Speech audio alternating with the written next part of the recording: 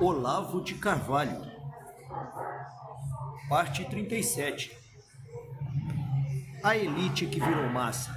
Diário do Comércio, 1º de dezembro de 2008. Olá, pessoal. Vocês estão bem por aí? Hoje a leitura será um pouco mais barulhenta, pessoal. Estou aqui na Moca, na rua Mendiçá, num restaurante. E nós vamos aqui fazer a leitura daqui de dentro mesmo, da capital de São Paulo. E aqui o professor Olavo ao meu lado, né, professor? E menino, quantas vezes eu comi nesse boteco aí, você não tem ideia. Eu estou muito feliz de estar aqui de novo. Você pôs uma aguinha aqui pra mim, deixa eu tomar um pouquinho. Que é bom, muito bom. Então nós vamos ler. Alô, pessoal.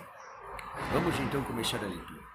Eu escrevi isso daqui, pessoal, há 14 anos atrás, mas continua tão atual quanto hoje. Na verdade, hoje vocês estão colhendo os frutos daquilo que eu escrevi. E eu tirei muitas coisas deste pensamento lendo Eric Voegelin. Então vamos lá. Em 1939, Eric Voegelin observava que as condições essenciais para a democracia, tal como havia sido concebidas no século XVIII, já não existiam mais. De um lado, a economia e a administração pública tinham se tornado tão complexas que o cidadão comum já não preenchia as condições mínimas para formar a opinião racional a respeito. Sua razão refluía para o círculo estreito das atividades profissionais e familiares, deixando suas escolhas políticas à mercê de apegos emocionais, desejos pueris, sonhos e fantasias que os tornavam presa fácil da propaganda totalitária. De outro lado, gente, as novas classes surgidas da sociedade moderna, o proletariado urbano, baixo funcionalismo público, os empregados de escritório, essas porras, eram bem diferentes dos pequenos proprietários que criaram a democracia no ministro. Na verdade, gente, dá um pouquinho mais de água aqui. Está meio sequinho aqui, me muito obrigado. Essa água é muito boa. Aqui. Na verdade, é bem diferente do pequeno proprietário que demora a criar. Na verdade, eles eram exemplares do homem massa de Ortega y Gasset, menos inclinados à busca da independência pessoal do que a confiar-se cegamente à mágica do planejamento estatal e da disciplina coletiva. Tudo no mundo convidava ao totalitarismo. Bem, passados 70 anos, a composição da sociedade tornou-se ainda mais vulnerável à manipulação totalitária. O advento de massas imensas de empregados, subempregados, dependentes de tudo da proteção estatal, gente, somada à destruição da intelectualidade superior por meio da transformação global das universidades em centros de propaganda revolucionária, reduziu praticamente o eleitorado inteiro à condição de massa de manobra. Tudo boiado. As consequências disso para a democracia foram devastadoras.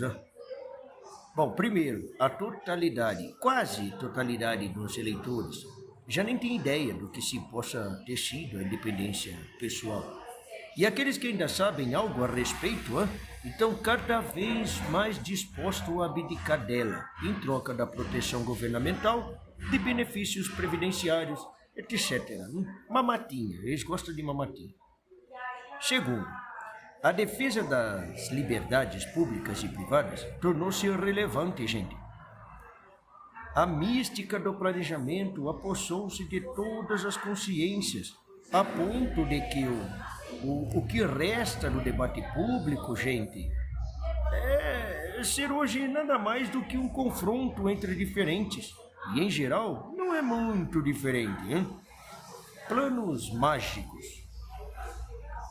Terceiro, a possibilidade mesma de iniciativas sociais independentes foi praticamente eliminada, meu filho, na medida em que a regulamentação das ONGs as transformou em extensões da administração estatal e em instrumentos de manipulação das massas pela elite nominada de bilionário. Quarto, a liberdade de opinião tornou-se apenas a liberdade de aderir a distintos ou indistintos discursos de propaganda pré-moldados. O exame racional da situação tornou-se virtualmente incompreensível, sendo marginalizado ou absorvido, malgré lui, em algum dos discursos de propaganda existentes. 5, gente. A implantação de políticas de controle totalitário, tá certo? Da economia, da cultura, da religião, moral, da vida privada, mostrou-se plenamente incompatível com a subsistência do processo eleitoral formal. Hoje tem tido como suficiente para conferir a uma nação o título de democracia. Tá bom. Com esse nome, ou de democracia de massas, a ditadura por meios democráticos tornou-se praticamente o regime universal, porra. Acorda, cacete. 6. Restringir o uso da racionalidade às atividades profissionais imediatas, abandonando as escolhas políticas à mercê de sonhos e desejos irracionais. Deixou de ser um hábito limitado às classes populares. As próprias elites, gente, hoje em dia, empresários, militares, jornalistas e formadores de opinião em geral, são tão dependentes de propaganda, slogans e imagens ilusórias, tão incapazes de exame realista do estado de coisas, quanto os empregadinhos de escritórios que falava Eric Wagner. Se um analista político lhe dá fatos, razões, diagnósticos fundamentados em previsões acertadas, a elite se sente malzinha. Ai, ai, ai. Ela não se ofende quando você lhe sonega a verdade, hein? Como ocorreu no caso do Foro de São Paulo ou da biografia de Barack Hussein Obama. Hein? Mas quando lhe conta alguma verdade que divirja das pseudo-certezas estereotipadas da mídia popular, aí hoje é investida de autoridade pontífica. A elite, em suma, gente, tornou-se massa. E como massa, não quer conhecimento, hein? Não quer visão, não quer maturidade. Eles querem aquele reconforto, aquele amparo psicológico, aquelas ilusõezinhas anestésicas, sabe? Que os manipuladores totalitários jamais deixarão de lhe fornecer. É isso aí que eles querem. O exercício da razão hoje é um privilégio dividido entre os grandes planejadores estratégicos e engenheiros comportamentais, meu filho, que por motivos óbvios não pensariam em partilhá-lo com mais ninguém, cacete. E os estudiosos independentes, meu filho, que tenham em vão partilhá-lo com quem não o deseja. Bem, segundo, as armas da liberdade. Este aqui eu escrevi no Diário do Comércio, dia 17 de dezembro de 2009. Vamos lá. Ô professor. Oi, meu filho. Deixa eu ler um pedacinho aí. Não, hoje quem vai ler sou eu. Ó, professor, deixa eu ler um pedaço, eu tô aqui com o senhor, paguei água pro senhor. Então agora você acha que você vai ficar me chantageando por causa dessa porra, dessa água? Enfia essa água no cu, cacete. Não, professor. Professor, o senhor tá nervoso, toma mais um pouquinho de água. Peraí, vou pôr pro senhor. Não tô nervoso não, é meu jeito normal assim, você já me conheceu assim. É o que eu quero ler. Hoje tá de dia, eu tô aqui nesse restaurante gostosinho, que dá moca da mente só. Dá um pouquinho de água.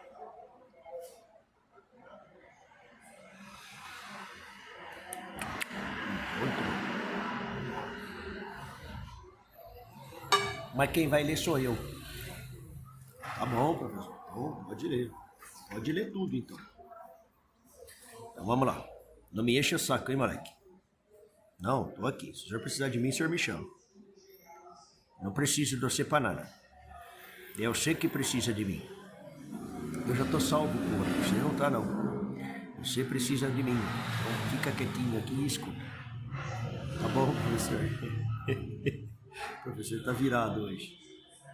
E não começa, hein? Vamos lá. A coisa mais óbvia na análise da história e da sociedade é que, quando a situação muda muito, você já não pode descrevê-la com os mesmos conceitos de antes, não? Tem de criar novos ou aperfeiçoar criticamente os velhos para dar conta de fatos inéditos, não enquadráveis nos gêneros conhecidos. É patético observar como, já em plena fase da implementação do governo mundial, os analistas políticos, na universidade ou na mídia, continuam oferecendo ao público análises baseadas nos velhos conceitos de Estado Nacional, Poder Nacional, relações internacionais, livre comércio, democracia, imperialismo, luta de classes, conflito dos séculos, caralho, essas porra tudo aí. Quando é claro, nada disso tem grande relação com os fatos do mundo real.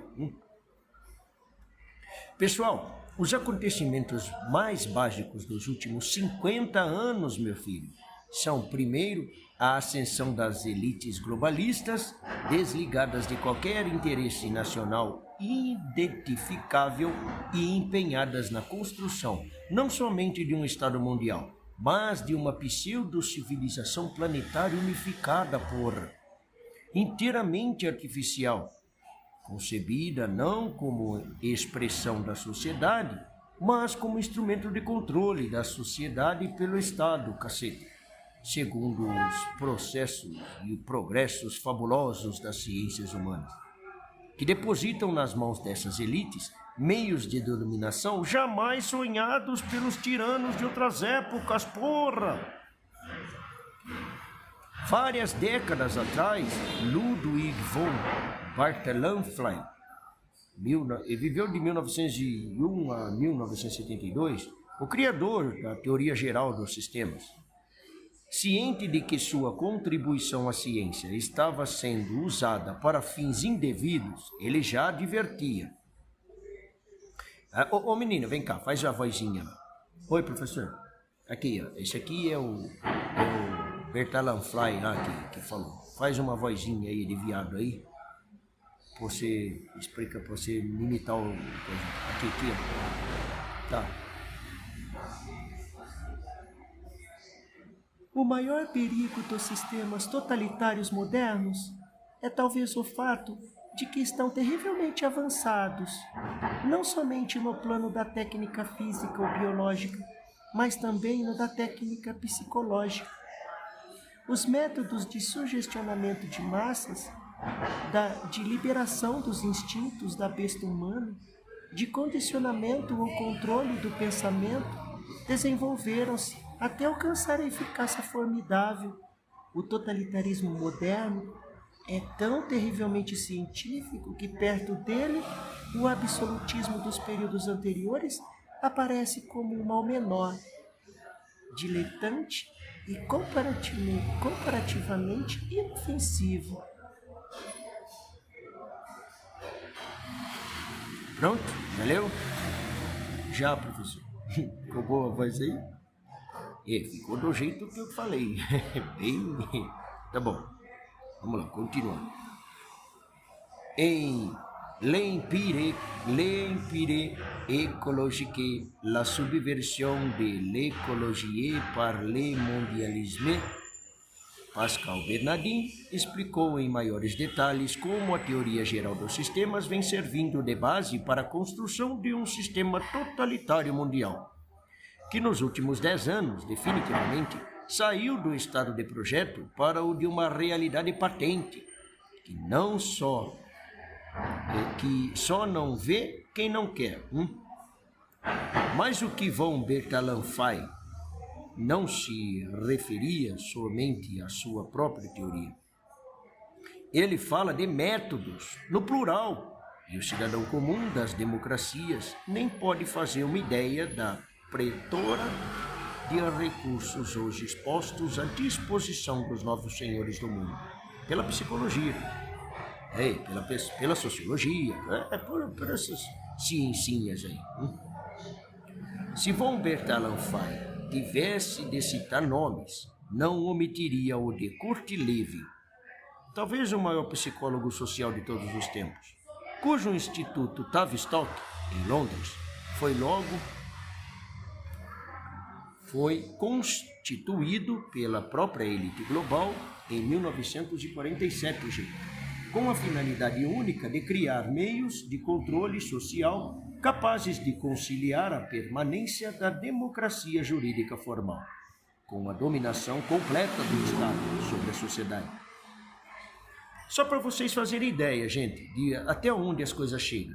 Os programas educacionais de quase todas as nações do mundo, em vigor desde há pelo menos 20 anos, são determinados pelas normas homogêneas diretamente impostas pela ONU, e calculadas não para desenvolver a inteligência ou a consciência moral das crianças, mas para fazer delas criaturas dóceis, facilmente amodáveis, sem caráter, prontas a aderir entusiasticamente, sem discussão, a qualquer nova palavra de ordem que a elite global julgue útil aos seus objetivos.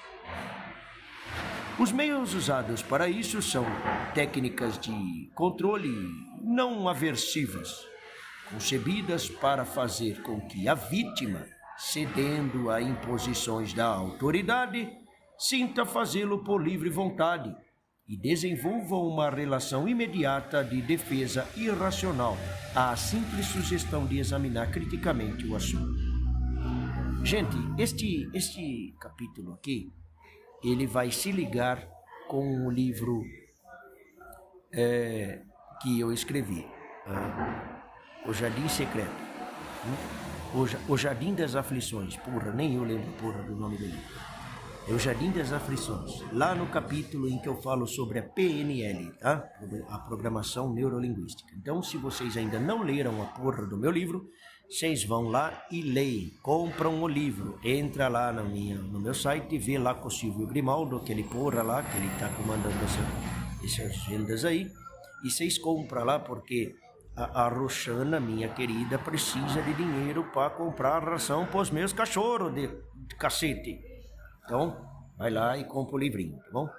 Agora, se você for um puta de um preguiçoso, você escuta o menino aí, que ele também tá gravando esse livro, tá no canal, só que é só para quem é membro, né, menino? É, professor. E como é que faz para ser membro do canal? Ó, é só se inscrever lá no canal primeiro, né? Aí clica lá em tornar-se membros, é R$ 4,99 que desconta por mês. Aí tem acesso aos materiais lá. E tem bastante coisa lá já? Tem o livro do senhor que eu tô gravando, né? O Jardim Secreto. Tem alguns documentos aí secretos lá no meio que eu tô gravando. Eu dei uma pausa agora neles para continuar o Jardim Secreto. E alguns shorts aí que eu passei para a área de membros aí. Por causa da democracia do STF. Eita porra, viu? Tá uma desgraça esse Brasil também, viu? Não sei aonde vai parar. Bom, muito bem, pessoal. Então vocês vão lá e ler o livro, tá bom? A hora lá é na parte que fala da programação neurolinguística. Vocês vão entender como é que funciona esse processo aí de manipulação dos nossos bebezinhos, né? Dos seus, né? Porque os meus já cresceram tudo. Vamos continuar, então. Você quer ler um pouquinho, menino? Ué, professor, o senhor mudou de ideia? Não, é que eu acho que eu já calmei um pouco. Eu falei que o senhor estava meio nervoso? Não estou nervoso não, é que eu queria ler. Vem cá, lê um pouquinho aqui, tá? Vai lá. Toma, pega aqui. Tá bom, professor. Aonde o senhor parou? Aqui. Vamos lá. Seria um eufemismo dizer que a aplicação em massa dessas técnicas influencia os programas de educação pública. Elas são todo o conteúdo da educação escolar atual. Todas as disciplinas, incluindo matemática, ciências, foram remoldadas para servir a propósitos de manipulação psicológica. O próprio Pascal Bernardin descreveu meticulosamente o fenômeno em Maquiavel Pedagogo. Leia e descobrirá porque o seu filho não consegue resolver uma equação do segundo grau ou completar uma frase sem solecismos, mas volta da escola falando grosso, como um comissário do povo, cobrando dos pais uma conduta politicamente correta. Meus filhos estão assim, professor. Seus filhos estão assim, né? Eles ficaram assim depois que eles saíram da ETEC. Eita, essas porra desses ETEC aí também é tudo centro de formação comunista, viu? Eles falam que é para fazer os alunos aprender é uma profissão, mas os professores lá são tudo comunistas. Eu sei, professor, eu conheço alguns dos professores. Eu dei aula em Montemor e meus filhos estudaram lá também, alguns professores. Eu já até falei para eles que eles eram comunistas antes de ele entrar na escola. Mas nessa fase é difícil, eles não entendem. Mas um pouquinho de amadurecimento eles vão aprender. Quem sabe um dia eles leem esses livros. Os seus filhos não lêem meu livro? Professor, eles não lêem não. Pô, mas é um bosta do pai também, hein? Que porra é essa? Você tem que dar exemplo, cacete. Professor, mas o meu caso é complicado. Eu não sou o pai perfeito, professor. Já me perdoe. Sou como alguns pais aí também que está caindo ficha agora. Mas faz bastante oração, viu, menino? Ora para seus filhos, ora para sua família, que tudo vai dar certo. Professor, é o que eu estou fazendo. Deixa eu terminar de ler, para de falar de mim. Então vai lá, lê aí, porra.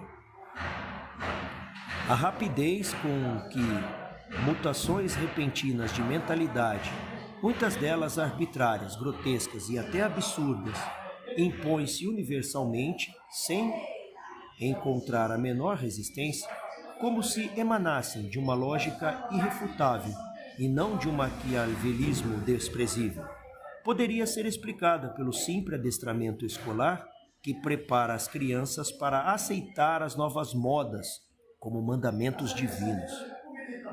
Mas, evidentemente, a escola não é a única agência empenhada em produzir esse resultado. A grande mídia, hoje maciçamente concentrada nas mãos de mega empresas globalistas, tem um papel fundamental na estupidificação das massas. Para isso, uma das técnicas de emprego mais generalizado hoje em dia é a dissonância cognitiva, descoberta do psicólogo Leon Festinger, 1919 a 1989. Professor, tem uma notinha aqui que eu quero ler. Ou o senhor lê também, o senhor que sabe. Da dissonância cognitiva, né? Isso. Eu só não sei onde que página que tá. Peraí, deixa eu dar uma procuradinha aqui. É a nota 11. Essa nota, professor. Aqui, achei. Nota 11. O senhor pode ler, professor? Posso? Aqui. Dissonância cognitiva é o conflito entre as crenças e a conduta. Dissonâncias cognitivas temporárias são normais e até desejáveis no desenvolvimento humano. Quando o caso se torna crônico, rompe-se a unidade da consciência moral e o indivíduo tem de buscar fora dele mesmo, na aprovação grupal ou na repetição de slogans ideológicos, um sucedâneo da integridade perdida, cacete. Bem, ao espalhar-se entre a população, meus filhos, a incapacidade de julgar realisticamente a própria conduta resulta na queda geral do nível de moralidade, assim como na disseminação concomitante da criminalidade e das condutas destrutivas. Mas isso, segundo os engenheiros sociais, é um preço módico de pagar pela dissolução do senso comum e pela implantação dos novos modelos de condutas desejados.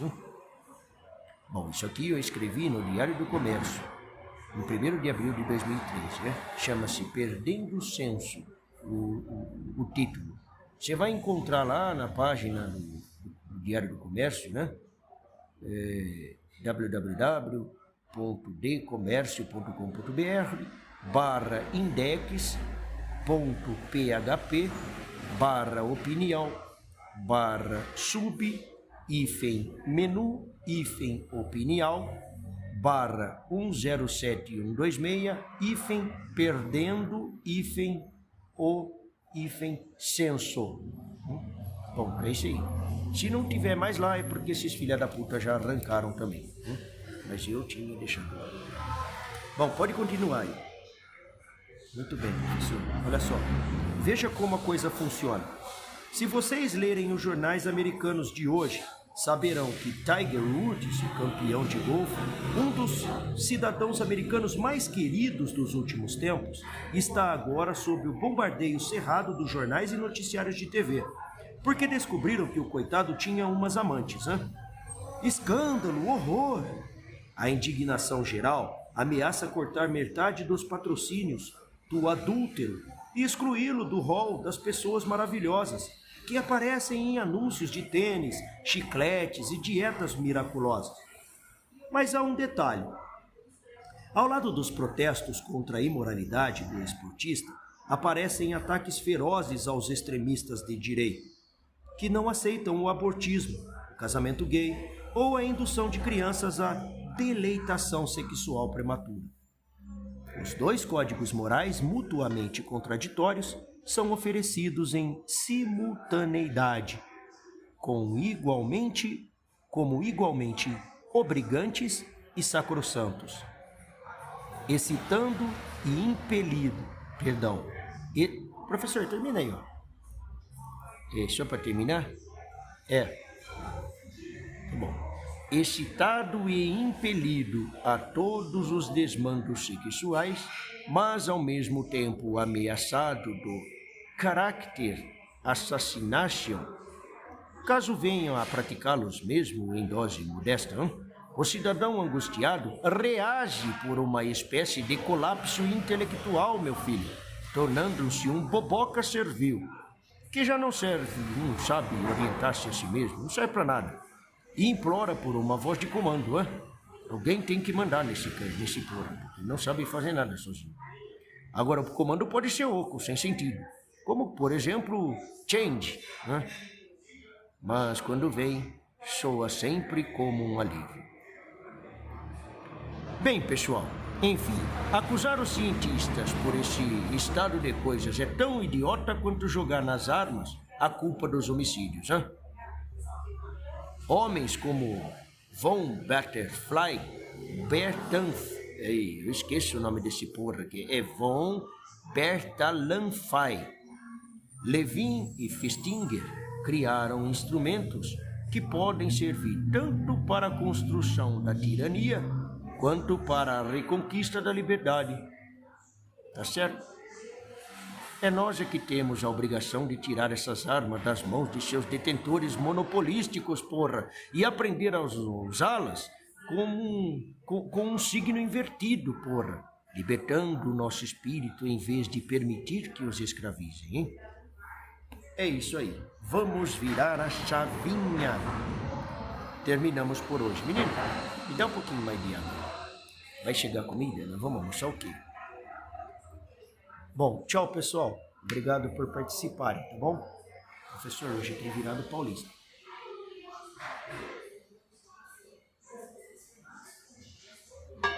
Viradinho paulista é gostoso, viu?